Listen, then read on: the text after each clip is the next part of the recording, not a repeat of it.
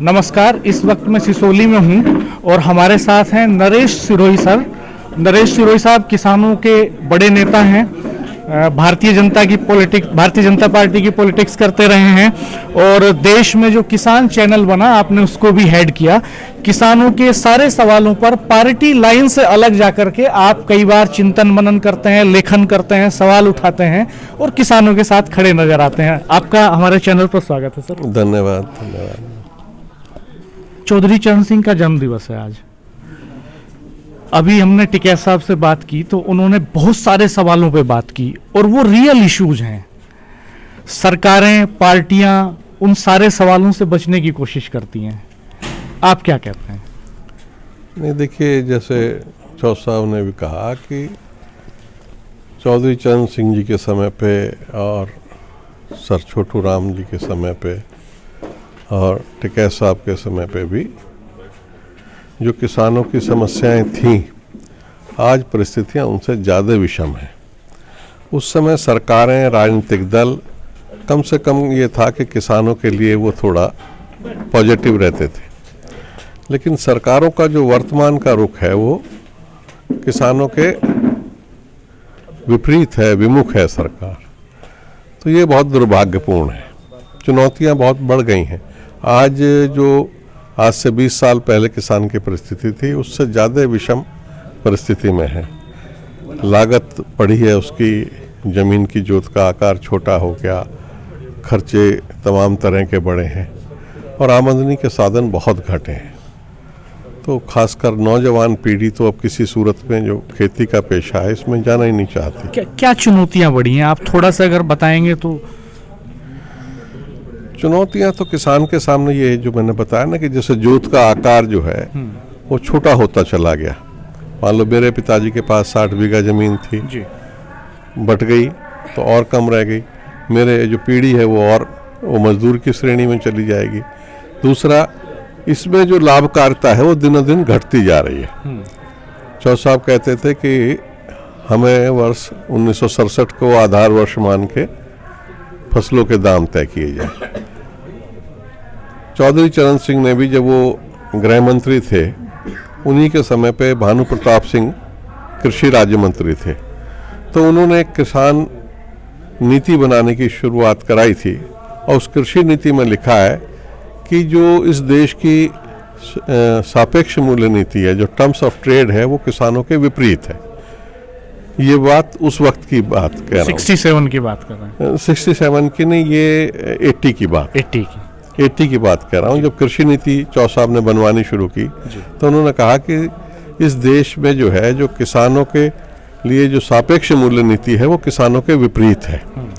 अन्य व्यवसायों के मुकाबले किसानों के जो उत्पाद हैं उनके जो दाम हैं लगभग एवरेज हर साल 12% कम रहते हैं और हर 7 साल में किसान की आमदनी आधी होती चली जा रही है।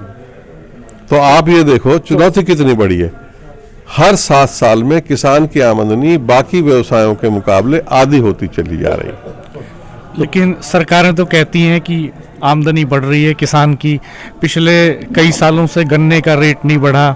तर्क दिया जाता है कि हर साल थोड़ी बढ़ेगा और कहा जाता है कि आमदनी दोगुनी होगी किसान की।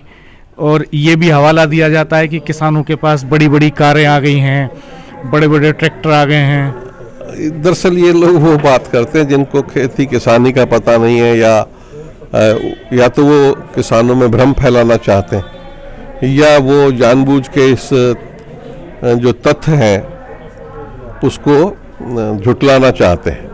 किसान की आमदनी अगर बढ़ी है तो 1970 में मुझे तो याद है 225 रुपये सोने का रेट था उस वक्त और गेहूं का रेट था 76 रुपये। तो 3 कुंटल गेहूं बेचो, 1 किलो 12 ग्राम सोना ले आओ। तो आज दिलवा दो हमें भाई, उससे आधा में दिलवा दो, चौथाई में दिलवा दो। तो ऐसा नहीं है। किसान की इनकम दिनों दिन घटती जा रही है। उसकी जो क्रय शक्ति है वो बहुत कम हुई है पहले के मुकाबले। अगर उस हिसाब से तो आपको क्या लगता है कि ये जो किसानों के असली मुद्दे हैं ये पीछे क्यों चले गए? दरअसल क्या है कि राजनीति इसमें बड़ा रोल अदा करती है। क्योंकि लोग जातियों में बट गए, धर्मों में बट गए। जब इलेक्शन का समय होता है तो किसान बन के वोट नहीं करता। अगर किसान बन के वोट करना शुरू कर दे तो सरकारें दबाव में आ जाए। लेकिन हम जो वोट करते हैं वो करते हैं कि ये मेरी जाति का है, चाहे वो मेरी जाति का लुटेरा है, लेकिन जाति के नाम पे उसको टिकट मिला है, जाति के नाम पे हम वोट कर रहे हैं। तो सबसे बड़ी जो दिक्कत है किसान के सामने वो यही है कि राजनीतिक रूप से जो है किसान ये समझने में अभी सक्षम नहीं है कि जिसे आप अपनी जात का मान रहे हो वो आपकी जात का नहीं है, उसकी जाति दूसरी है, वो उस दल का है, वो उस राजनीतिक जात का है जिस विचारधारा से वो जुड़ा हुआ है, चाहे वो कांग्रेस का हो, भाजपा का हो, सपा का हो, बस। तो ये समझना पड़ेगा किसान को, अगर समस्या का समाधान चाहिए तो वो किसान बन के वोट करे। जातियों का जो ये व्यामोह है, इससे उसको अपने आप को अलग करना पड़ेगा। क्या भविष्य देखते हैं आप किसान का और किसानों की सियासत का?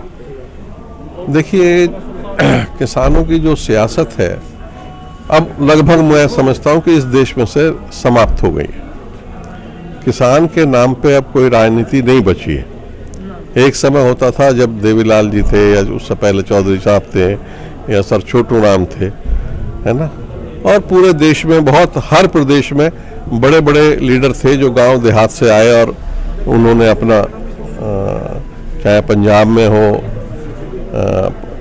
चाहे हरियाणा में हो, चाहे राजस्थान में हो, चाहे मध्य प्रदेश में हो, चाहे उड़ीसा में हो, बिहार में हो, उस समय लोग किसानों के घर से जो लोग निकल के गए और बड़े किसान नेता के रूप में उनकी पहचान होती थी और वो किसानों के सुख दुख को भी जानते थे और कम से कम कुछ नहीं तो बहुत नरमी बरती जाती थी। लेकिन आज किसान के प्रति संवेदनशीलता जो है लगभग हर राजनीतिक दल में ख़त्म हो गई है। खाली किसान जो है नाम लेने के लिए रह गया है कि भाई हम किसानों के हित कर हैं, हम किसानों के लिए भला चाहते हैं, लेकिन ऐसा है नहीं, वास्तविकता ये है। कोई आशा की किरण नज़र आती है जब हम इस तरह के आयोजन देखते हैं कि चौधरी चरण सिंह की पुण्यतिथि और उनकी जन्म दिवस पर जब लोग इकट्ठा होते हैं, किसान नेता चिंतन मनन मंथन करते हैं, अतीत की बातें करते हैं, भविष्य और वर्तमान पर सवाल करते हैं, तो क्या कोई इससे आशा की किरण भी उभरती है? नहीं, आशा की किरण तो जरूर है, ऐसा तो निराश तो नहीं होना चाहिए और किसान जागरूक है। लेकिन बस एक समस्या है कि किसान नेता हमारे जितने हैं या जितने यूनियन हैं, पहले तो टिकैत साहब की एक यहाँ यूनियन होती थी, उधर साउथ में नजुड्डा स्वामी थे, पंजाब में लाखोवाल थे, तो हर स्टेट में एक दो सक्रिय थे और किसान संगठित था। लेकिन वर्तमान में जो ये बिखराव आया है किसान यूनियनों के बीच में भी, ये सब लोग एक हों, मुद्दे को प्राथमिकता पर रखें और तब अगर साझा मिल के लड़ाई लड़ें तो मैं समझता हूँ कि किसानों की बात को सुनने के लिए सरकार मजबूर होगी। नहीं तो अभी तो संभव नहीं लग रहा कि ऐसी परिस्थिति में जिस तरह से किसान बटे हुए हैं, किसान संगठन बटे हुए हैं, किसानों को एक होने के लिए मैं आह्वान करता हूँ कि उनको एक होना चाहिए। हमसे बात करने के लिए शुक्रिया सर। आपसे कभी फॉर्मली टाइम लेके डिटेल में हम इस इशू पे बात करेंगे, क्योंकि बड़ा आज की ज्वलंत प्रश्न हैं ये सारे जो यहाँ उठ रहे हैं और इन पर बात होनी चाहिए। मैं भी ये ज़रूरी समझता हूँ, क्योंकि मैं भी गांव की पृष्ठभूमि से आता हूँ। आपने वाकई बड़े सवाल खड़े किए हैं। आज चौधरी साहब का जन्मदिन है, इसलिए हम सब लोग इकट्ठा हुए हैं और पूरे देश भर में चौधरी साहब का जन्मदिन मन रहा है। तो मैं भी अपने किसान भाइयों को किसान दिवस की हार्दिक शुभकामनाएं देता हूँ, उन्हें बधाई देता हूँ और उनसे आग्रह करता हूँ कि वो सब मिलजुल के एक रहें और जो चौधरी साहब ने मुद्दे उठाए थे और समाधान की तरफ बढ़े थे, उसी रास्ते पे आगे चल के हम लोग, किसान बड़ा वर्ग है इस देश का, कोई छोटा वर्ग नहीं है और आज जिस विपन्नता में वो जी रहा है उस विपन्नता से निकलने के लिए उसको प्रयास करना पड़ेगा। हमसे बात करने के लिए धन्यवाद। आपका भी बहुत बहुत धन्यवाद। तो ये नरेश सिरोही साहब का कहना है कि आज सवाल और ज़्यादा सुलगते हुए हैं, हालात और विषम होते जा रहे हैं। उस वक्त से लेकर के आज तक, जब चौधरी साहब सियासत करते थे, जब चौधरी महेंद्र सिंह टिकैत किसानों की लामबंदी करते थे, आंदोलन करते थे, संघर्ष करते थे, आज किसानों की एकता छिन्न भिन्न हुई है और दूसरी तरफ आर्थिक चोट लगातार उनके ऊपर पड़ रही है। हम इन सवालों पर आगे भी बात करते रहेंगे। हमारे चैनल को सब्सक्राइब कीजिएगा, बेल आइकन प्रेस कर दीजिएगा, नोटिफिकेशंस ऑन कर दीजिएगा। धन्यवाद, नमस्कार।